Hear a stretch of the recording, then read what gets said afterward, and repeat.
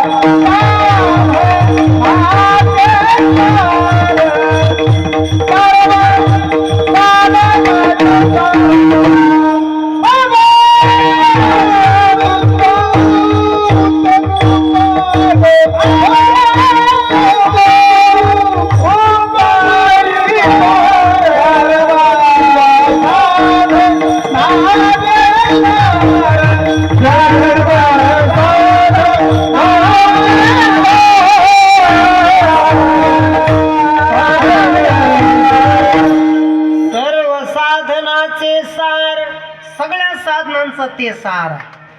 संसार रूपी भवसागर तरुण जाण्याचं एकमेव साधन म्हणजे नामचिंतन. सर्व साधनाचे सार भवसिंधू उतरे पार. परमात्मा प्राप्तीचे अनेक साधन आहे, अनेक कीर्तन आहे.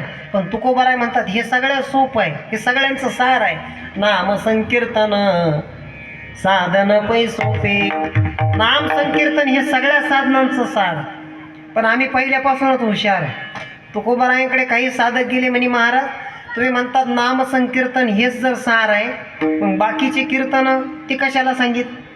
देवाचं स्वरूप कीर्तन आहे, देवाचं लीला कीर्तन आहे, देवाचं गुण कीर्तन आहे, मग ते साधन नाही का?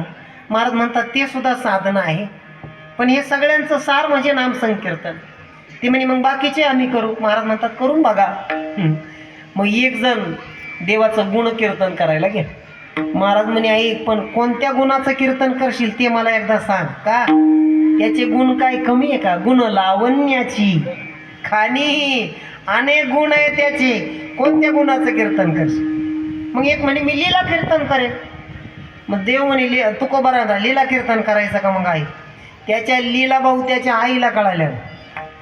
माती खात असताना बलराम दादा सांगतो मैया देख लल्ला मिट्टी खा. यशोदा म्हणते लल्ला मुख खोल. आता मूग तोंड उघडल्यानंतर मध्ये काय माती दिसली?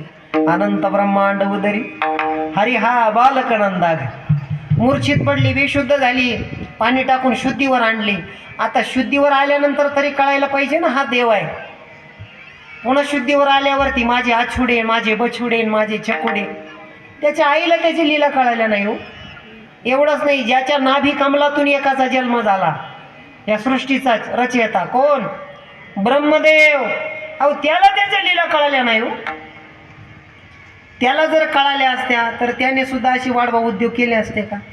काय केले? काल्याच्या कीर्तनात आपण श्रवण करतो. भगवंताने गाई गोपाळ सगळे राखले महाराज. काला केला, गोपाळांना काला दिला. ब्रह्मदेवाला वाटलं आपणही काला खावा. मग ब्रह्मदेव काला खाण्यासाठी मृत्यू लोकात आला. पण काय होऊन आला? त्याला माहिती होतं गोपाळ काला खाल्ल्यानंतर हात धुण्यासाठी नदीत जाते. मग तो मासा होऊन आला काला खाण्यास. देवाला सांगितलं गोपाळांनो काला भरपूर खा, पण हात धुवायला आज काय नदी पात्रात जायचं नाही. ते म्हणे मग हाताचं करायचं काय? त्याला माहिती होतं ना तो मासा आहे. तो म्हणे हात आपल्या अंगालाच पुसा, पण कुठंही पुसायचे नाही. कुठं पुसा?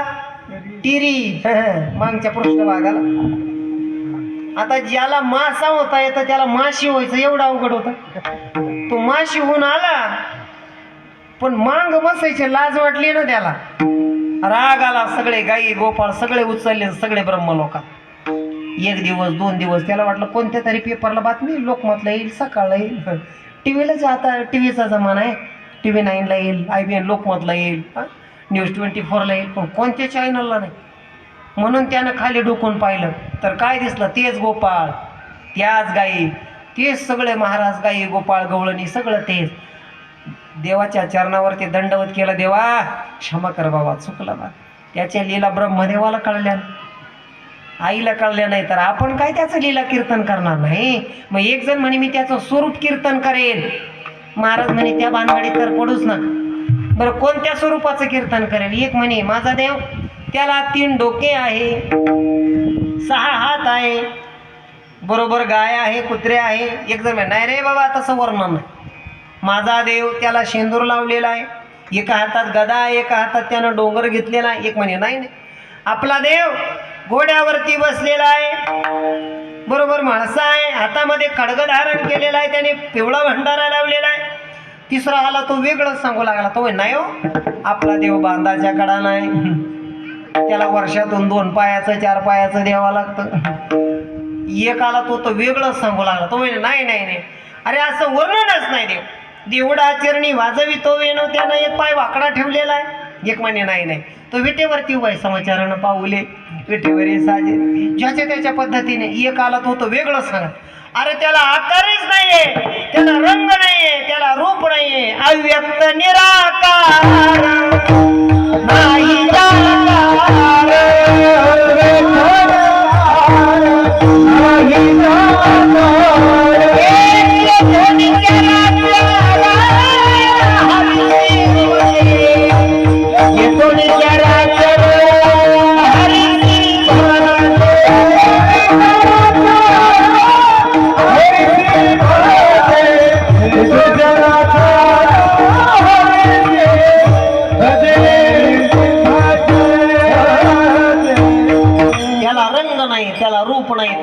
नाही तो निराकार आहे. म्हणून महाराज म्हणतात त्याच्या कोणत्या स्वरूपाचं कीर्तन सुद्धा करणं अवघड आहे. म्हणून सोपं आहे नाम संकीर्तन, हेच करा. सगळ्या साधनांचं ते सार आहे. सार सार सार विठोबा नाम तुझे सार. भवसिंधू तरुण जाण्याचं एकमेव साधन भवसिंधू उत्तरे पार. महाराज म्हणतात नाव धड करा सहस्र नामाची, ती भवसिंधूची थडी पावे. हा भवरूपी सागर तरुण जायचा आहे. नामचिंतनाची तुम्हाला नाव करावी लागेल. सगळ्यात सोपं आहे, सगळ्या साधनांचं सार आहे. सगळे संत एकांतात बसून हे शोधलेलं आहे महाराज.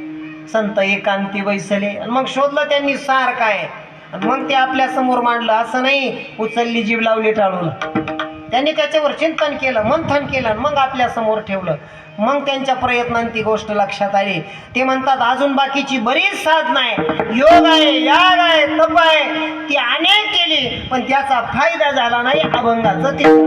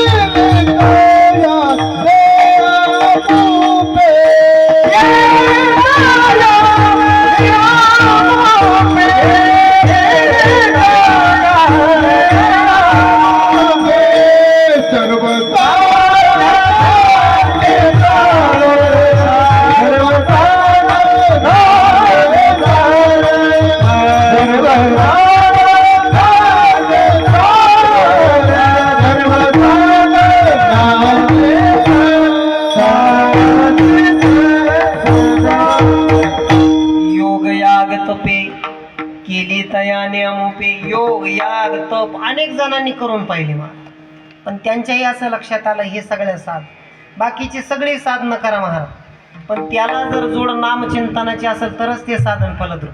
तुम्ही तीर्थयात्रा करताय ना, पण तीर्थयात्रा करत असताना जर नामचिंतन मुखामध्ये नसेल ती तीर्थयात्रा तुमची फलद्रूप होणार नाही.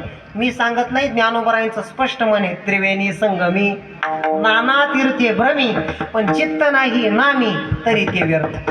नामचिंतन जर मुखामध्ये नसेल, कोणती साधना तुमची फलद्रूप होत नाही. योग करणं ते काही सामान्य गोष्ट नाही ना, आपल्यासारख्यांना ते जमणार नाही. फार अवघड आहे. ती सकाळी रामदेव बाबा करतं बघा तुम्ही, त्याचा विचार कर. आमच्या शेजारी एक मावशी आहे, त्यांची तब्येत अशी, त्यांना वाटलं आपण योग करून आपण आहे बारीक, पण त्यांना हिंदी काही जमत नाही. ते रामदेव बाबा हिंदीत सांगतो. मग ते सांगायचे, सास को अंदर लो, सास को बाहेर छोडो. आता हिला काही ते समजा ना, तिनं सासूने बाहेर नेगारा म्हणते, सास को बाहेर लो, सास को अंदर लो, हात बाहेर करूनच सासू मारली. म्हणजे योग करणं एवढं सामान्य, तप करणं एवढं सामान्य नाही. हजारो वर्ष तपश्चर्या करायची तेव्हा परमात्म्याची प्राप्ती होईल. आता तप करण्यासाठी आपल्याकडे तेवढं आयुष्य नाही. अल्प आयुष्य मानव देह शतगणी लेते अर्धरात्र खाय. जर अर्ध 50 वर्ष झोपेतच गेलं आपल्याकडं, मग भजनाची उरले तर काय, कधी तप करणार.